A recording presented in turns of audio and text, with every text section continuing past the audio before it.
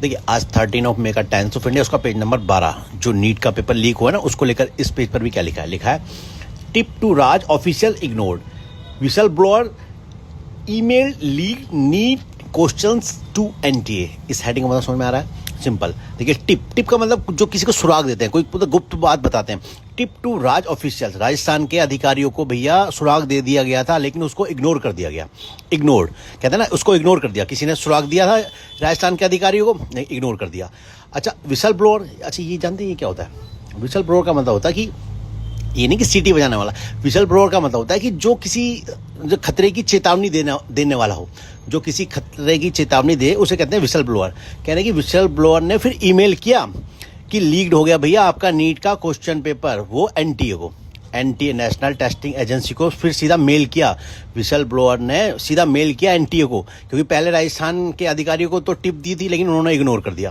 फिर ईमेल किया गया कि भैया आपका पेपर लीक हो गया है, तब जाके ये खुलासा हुआ है और तब जाके ये जो कैंसिल किया है ना, अब दोबारा परीक्षा होगी नीट की। तो ये हेडिंग हमको यही बताना चाह रही है कि tip to Raj officials ignore whistle blower email leak NEET questions to NTA. और देखो क्या लिखा है all biology chemistry questions were hidden in guess paper. मतलब एक गैस पेपर में सारे के सारे same as it is question उतार दिए थे और गैस पेपर का मतलब नाम दे दिया उन्हें। सोल्ड फॉर 10 to 25 lakhs, 10 से 25 लाख के बीच में बेचे गए हैं पूरे स्टेट्स में। तो ये है मसला। और नीचे क्या लिखा है साहब? नीचे देखा another HC bench the third accuses from hearing RG Kar cases sides heavy roster. ओ भैया जी, हाई कोर्ट के एक बेंच ने, तीसरे बेंच ने, रेक्यूज माने अपने आप को अलग कर लिया है। रेक्यूज का मतलब होता है किसी केस से अपने आप को अलग कर लेना, जज द्वारा किसी केस से अपने आप को अलग कर लेना कि भाई आरजी कर जो मामला है ना, इतना एक बहुत सेंसिटिव मामला है इस समय। और किस चीज़ का हवाला दिया? साइट मैंने हवाला देते हुए कि हैवी रोस्टर है जी, मेरे पास पहले ही बथेरा काम है।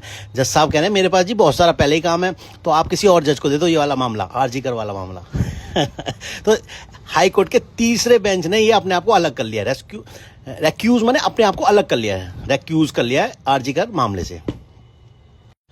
और यहाँ क्या लिखा है RSS drill makes debut in red fort of Jadavpur university. ओह अच्छा, रेड फोर्ट यहाँ ये नहीं कि लाल किला, रेड फोर्ट का यहाँ मतलब है कि जो नक्सलवादी जो एरिया है उनके गढ़ में, जो जादवपुर उनका गढ़ माना जाता था, तो अब वहाँ पहली बार आरएसएस की ड्रिल हुई है।